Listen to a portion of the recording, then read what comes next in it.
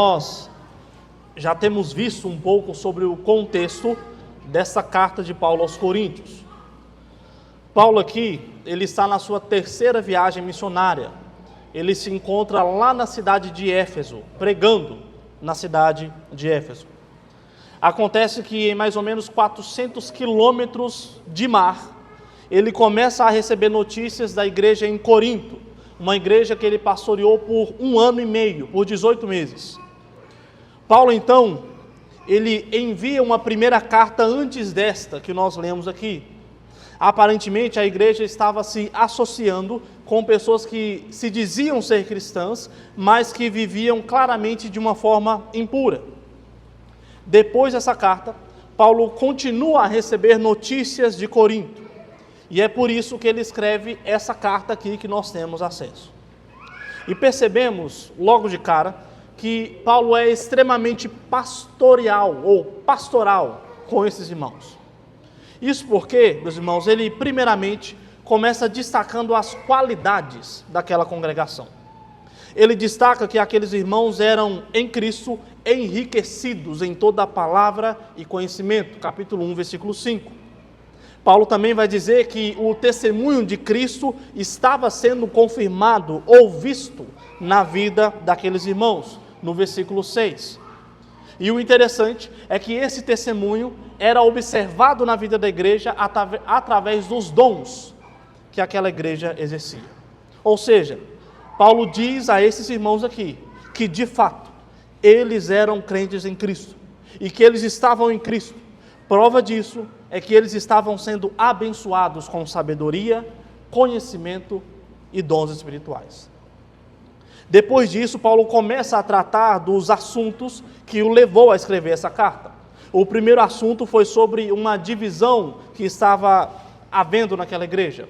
Aparentemente, a igreja começou a adotar pregadores de estimação ao ponto de dividir a igreja em facções. Por exemplo, os que gostavam de Paulo não se davam bem com os que gostavam de Apolo, Pedro e vice-versa. Logo em seguida, a partir da segunda metade do capítulo 1, Paulo trabalhou a respeito da grandeza da mensagem da cruz, em comparação com a pequenez da mensagem dos sábios e doutos que falavam naquela época. Ele mostra o quanto o evangelho é loucura para o mundo, enquanto, ao mesmo tempo, os loucos de verdade são aqueles que não buscavam a Jesus. E de fato, meus irmãos, se você chegar em um ateu, principalmente nessa sociedade pós-cristã, como a Europa, por exemplo, se você chegar nele e disser, olha, eu creio em um ser inteligente que criou todas as coisas, e esse ser mandou o seu único filho, que também é Deus, para morrer. Mas mesmo assim, ao terceiro dia, esse filho ressuscitou. E ele fez tudo isso para que todo aquele que nele crê seja salvo. E ele seja livre, liberto de um lugar de tormento eterno. Essa pessoa pós-cristã, ela vai olhar para você e dizer, ótima história, belíssima história. Mas se você acredita nisso, então você é louco.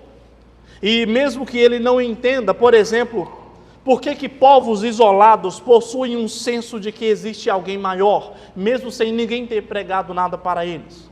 Mesmo que ele não entenda por que nada nesse mundo o satisfaz. E mesmo que a Bíblia tenha a resposta para todas essas perguntas e outras perguntas, ainda assim essas pessoas dirão, vocês são loucos, cristãos. Meus irmãos, Paulo usa isso, a grandeza da mensagem da cruz e a pequenez da sabedoria humana como um argumento para algo muito simples e profundo. Está vendo? Essa mensagem grandiosa aqui, que os maiores mestres do mundo não conseguem entender, não conseguem acreditar, ela foi dada a pessoas sem prestígio. Ela foi dada a pessoas fracas, desprezadas e que são consideradas como nada. Paulo, então, meus irmãos, ele se colocando junto com os irmãos em Corinto, ele ensina à igreja, naquela época, sobre a humildade cristã. E isso a partir do capítulo 2, versículos 1 ao 5.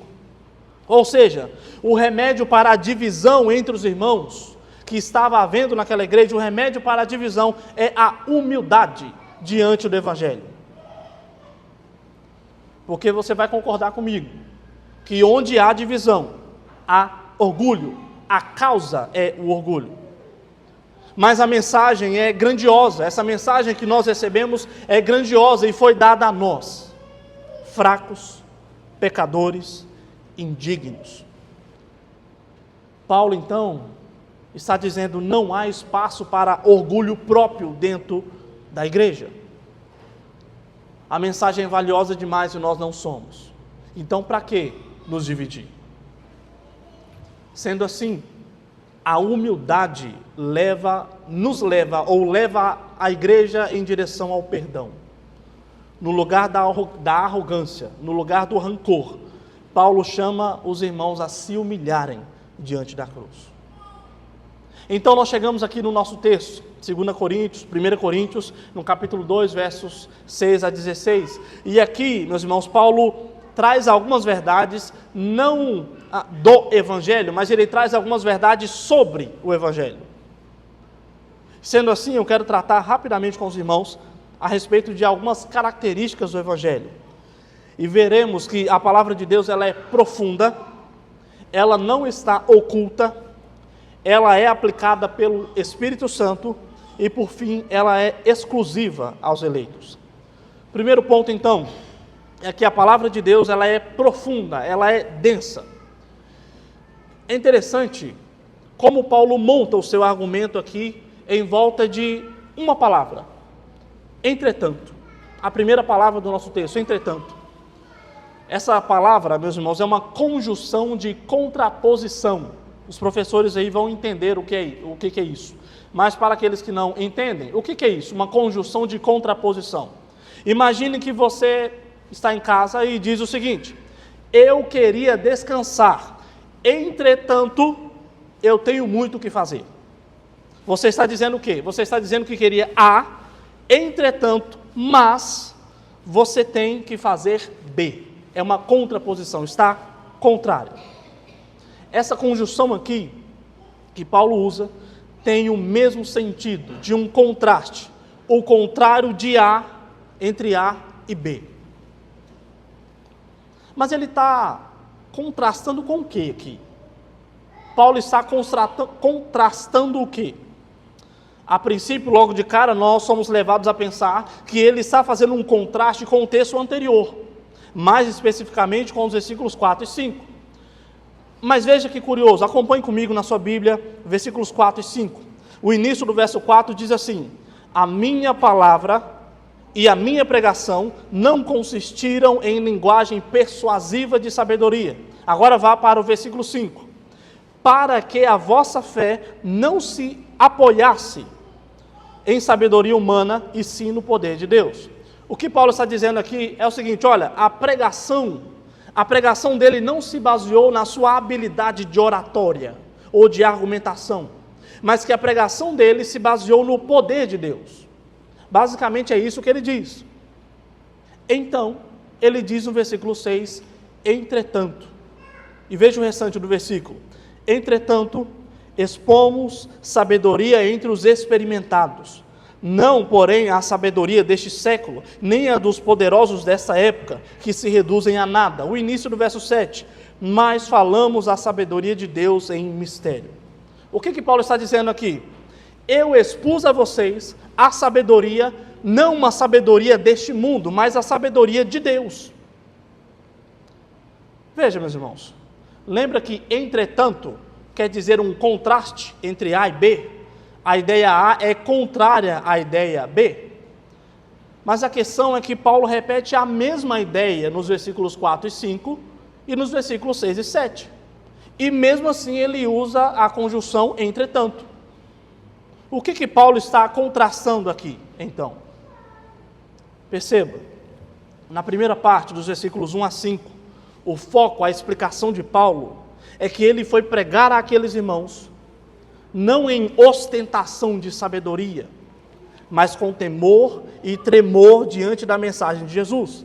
Ou seja, Paulo foi pregar àqueles irmãos não com arrogância, por ser um poliglota, estudioso da Torá, judeu, filho de judeu, da tribo de Benjamim, educado aos pés de Gamaliel. Não. Paulo foi pregar àqueles irmãos com simplicidade, com temor e tremor diante de Deus. Porém, entretanto, Paulo pode ter pregado de forma simples, mas a sua mensagem, a mensagem que ele pregou, não foi simplória. E aí o sentido muda. Aqui nós temos uma diferença de sentidos. Uma fala simples, meus irmãos, é uma fala de fácil entendimento. Todo mundo entende.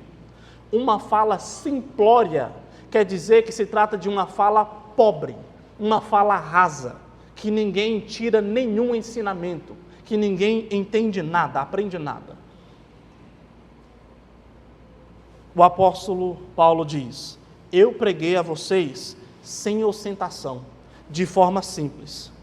Entretanto, eu expus a vocês uma sabedoria, inclusive aos experimentados. E uma tradução, talvez uma tradução melhor aí, seria maduros. Eu preguei, inclusive, para os cristãos maduros. A mensagem de Deus, a mensagem que Paulo pregou, então, era profunda. Tão profunda que, como ele vai dizer no verso 6, a sabedoria do mundo é considerada nada, perto da sabedoria que ele transmitiu. Isso, meus irmãos, nos chama a atenção para o fato de que o Evangelho, ele não se trata de uma mensagem rasa. O Evangelho não pode ser uma mensagem pobre, como muitos pregadores gostam de fazer. A mensagem deve ser simples? Sim. A mensagem deve ser clara? Sim, para todo mundo entender. Mas o Evangelho não é raso. Então, às vezes, nós vamos ter que nos esforçar, sim, para sermos mais experimentados no Evangelho, ou maduros no Evangelho. Meus irmãos, a palavra que você tem na mão aí, ela é inesgotável de conhecimento. Não acaba. Então, aprenda, estude as Escrituras. Nós, os cristãos de hoje em dia, nós podemos dizer com certeza que nós estamos apenas nas camadas superficiais das Escrituras. Nem mergulhamos ainda. Então tem muita coisa para aprender. Eu me lembro de um professor meu que disse certa vez que se ele pudesse se teletransportar para um momento da Bíblia, qualquer ocasião da Bíblia, se ele pudesse, muitos queriam ir para a travessia do Mar Vermelho, muitos queriam ir para o Monte Sinai. Ele gostaria de ser teletransportado para aquela caminhada de Jesus com os seus 2 discípulos para a estrada de Emaús. Mas por quê? Porque lá em Lucas, no capítulo 24, versículo 27, Jesus diz que ele explicou sobre ele, começando de Moisés até chegar nos profetas. Jesus explicou sobre ele, aonde ele aparecia, em todo o Antigo Testamento. Meus irmãos, se nós tivéssemos acesso a esse estudo de Jesus, nós já teríamos aprendido muita coisa. Muita coisa. Mas ainda temos que aprender muito ainda. Até lá, mergulhe nas Escrituras. A palavra de Deus é profunda, ela é densa. Vimos então que a palavra de Deus é realmente profunda em conhecimento. Agora veremos que a palavra de Deus ela não está oculta, principalmente dos versículos 7 a 10.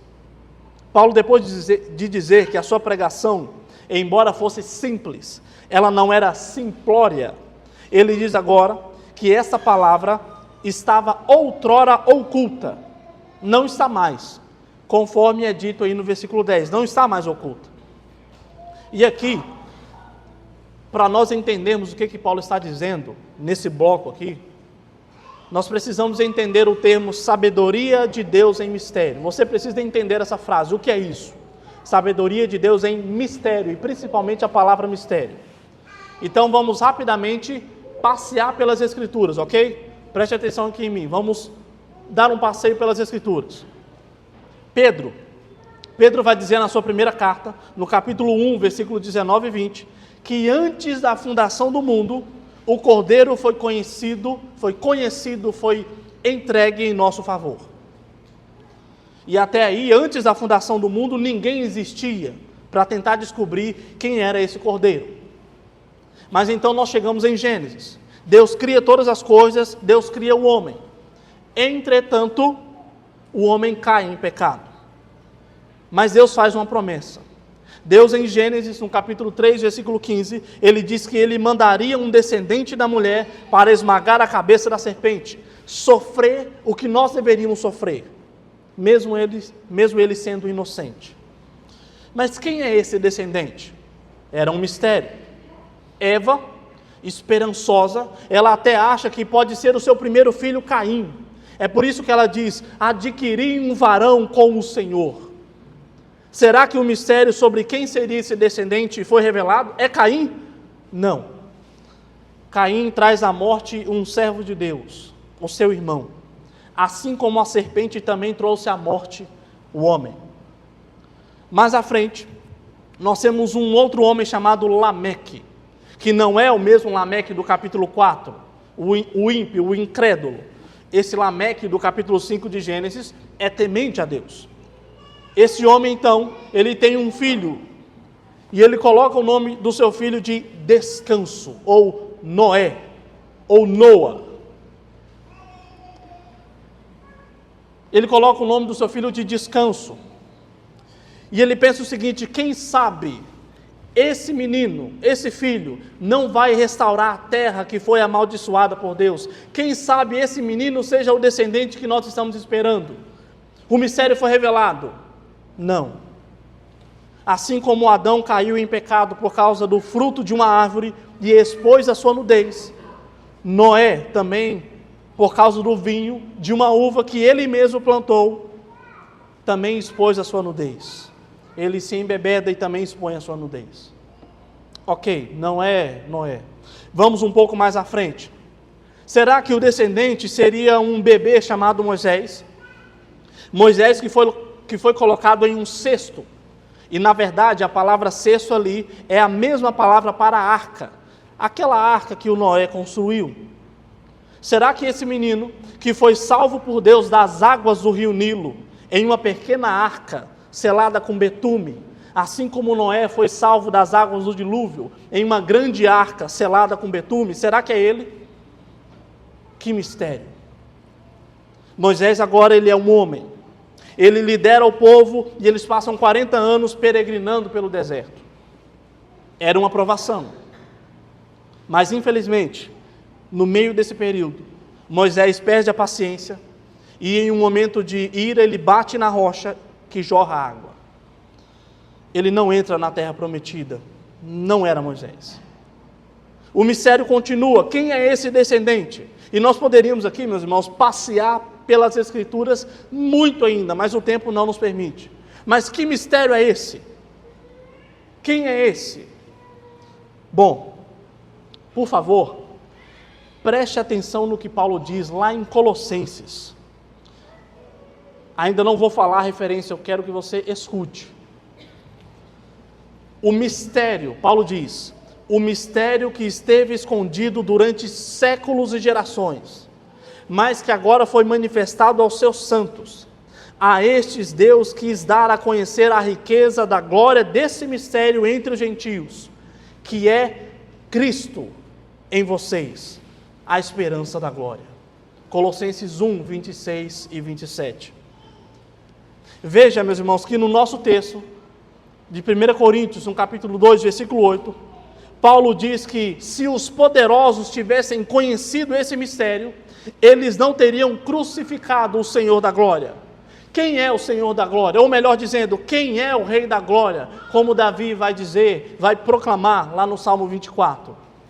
Cristo Jesus. Ele é o Rei da glória. Ele é o mistério, meus irmãos, que nos foi revelado, juntamente com a mensagem da graça. Graças a Deus, meus irmãos, porque o mistério foi revelado a nós. O descendente, o Messias e a sua mensagem foram reveladas a nós. E é sobre isso que Paulo nos ensina aqui nesse segundo ponto. O evangelho que antes era mistério, nós víamos só a sombra ou ouvíamos só o tipo, agora foi definitivamente revelado a nós. Cristo Jesus é o grande mistério da história da redenção.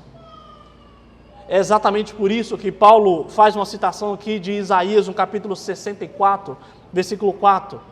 No versículo 9 ele cita Isaías 64, versículo 4. Nem olhos viram, nem ouvidos ouviram, nem jamais penetrou em coração humano o que Deus tem preparado para aqueles que o amam. E muitos usam esse versículo aqui, e se você pensava dessa forma, por favor, mude. Muitos usam esse versículo como se Deus estivesse preparando um lugar para o cristão, um lugar misterioso, uma surpresa que nós não temos nem noção. E embora, meus irmãos, eu tenho certeza que nós vamos nos maravilhar no novo céu e na nova terra, Paulo está citando aqui uma profecia que foi feita há 700 anos antes de Cristo. Ao citar essa profecia que foi escrita 700 anos antes de Cristo, logo após, ele diz, na verdade, com esse versículo ele diz, olha, é um mistério, os nossos olhos não haviam contemplado nada disso. Mas aí vem o verso 10, entretanto, porém, Deus nolo revelou pelo Espírito. Ou seja, traduzindo aqui para o nosso português mais atual, mas agora Deus revelou a vocês. O mistério que Isaías profetizou há 700 anos atrás, Deus revelou agora para vocês. É Jesus. É Jesus, meus irmãos.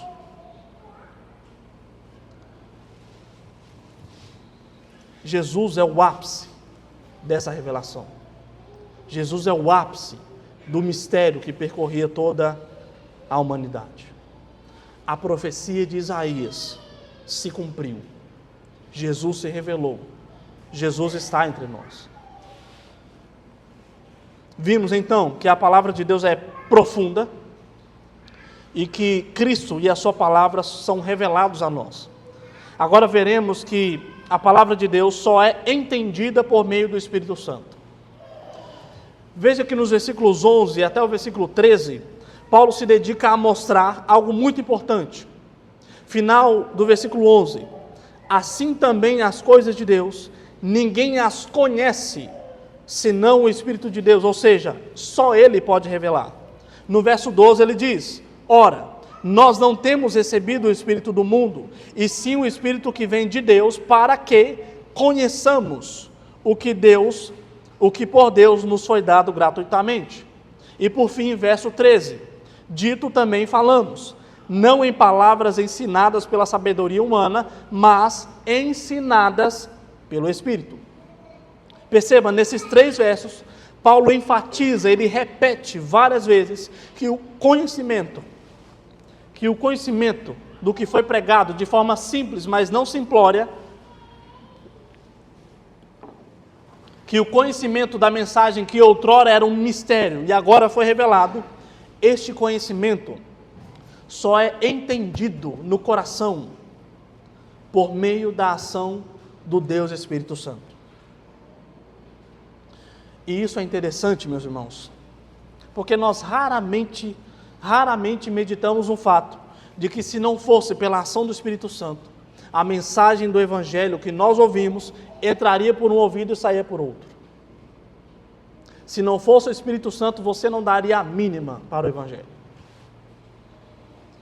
Mas louvado seja Deus, porque as Escrituras nos mostram que, na verdade, antes de Cristo, nós estávamos como mortos nos nossos delitos e pecados, incapazes de ouvir, incapazes de conhecer, incapazes de reconhecer o amor de Deus. Mas, entretanto, assim como o semeador saiu para semear, e a boa terra já estava preparada, ele só jogou a semente, da mesma forma, meus irmãos, o Espírito Santo nos deu vida. Da mesma forma, o Espírito Santo prepara o nosso coração e preparou o nosso coração para receber, ouvir e conhecer o Evangelho de Cristo Jesus.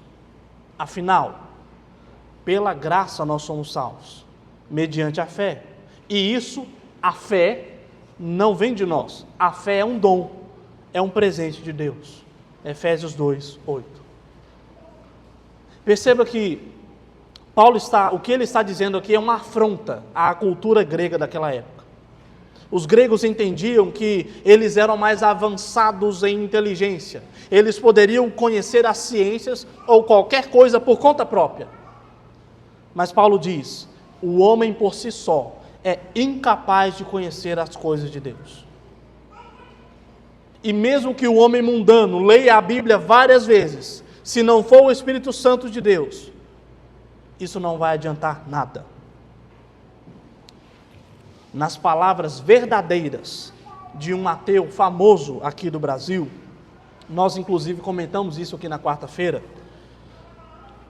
certo ateu disse em uma entrevista, quanto mais eu leio a Bíblia, mais ateu eu me torno. E ele tem razão. Isso não nos surpreende em nada. Na verdade, isso apenas confirma o que Paulo acaba de nos mostrar aqui. Sendo assim, meus irmãos, você que é cristão, qual foi a última vez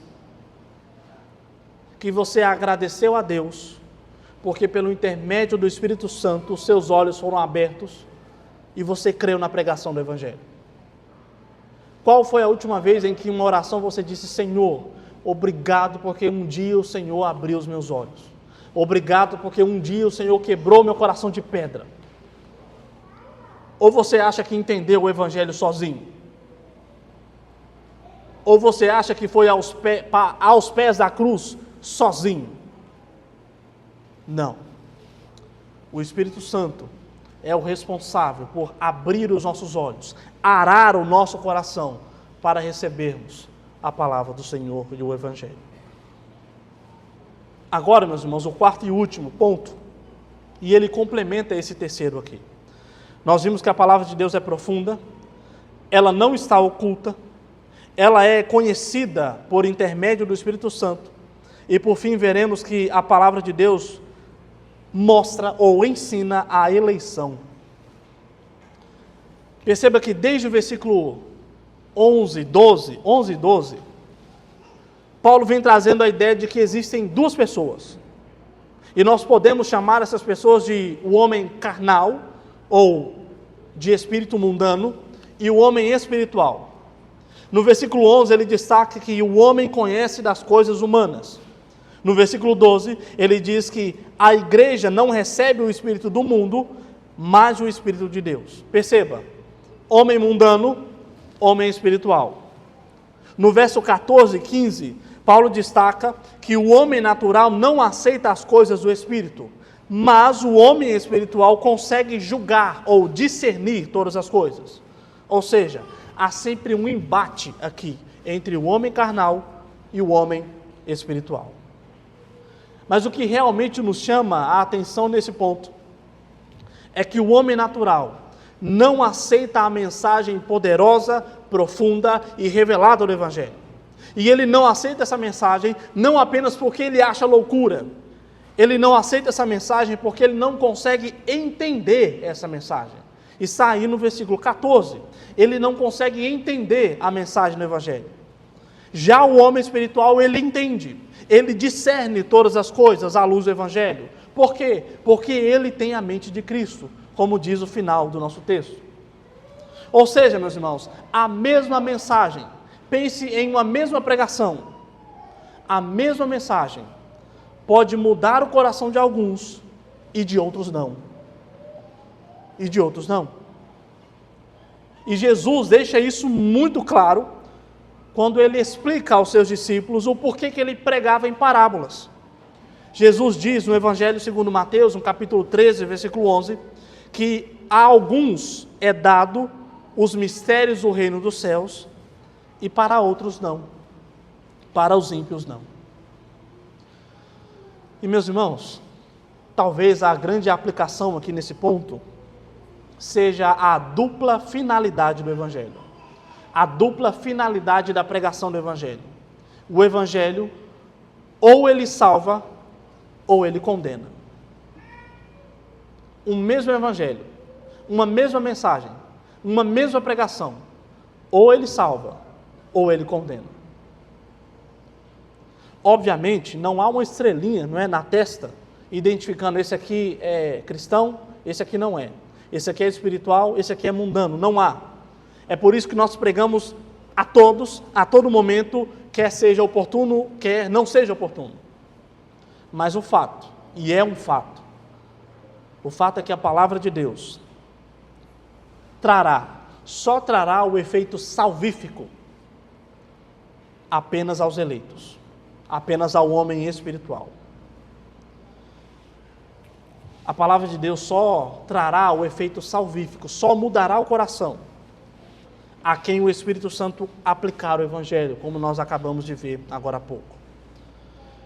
Isso, meus irmãos, é o que Paulo vai chamar de cheiro de vida para a vida e cheiro de morte para a morte. Aos ímpios, a mesma mensagem se trata de uma condenação. Cheiro de morte para a morte. Isso está lá em 2 Coríntios, no capítulo 2, versos 14 a 16. Por isso, e porque justamente não tem uma estrelinha na testa dizendo quem é cristão, quem não é, quem vai ser cristão, quem não vai ser, é exatamente por isso, meu irmão, não desista de orar por aquele seu amigo, parente, colega, que ainda não teve um encontro com Cristo Jesus.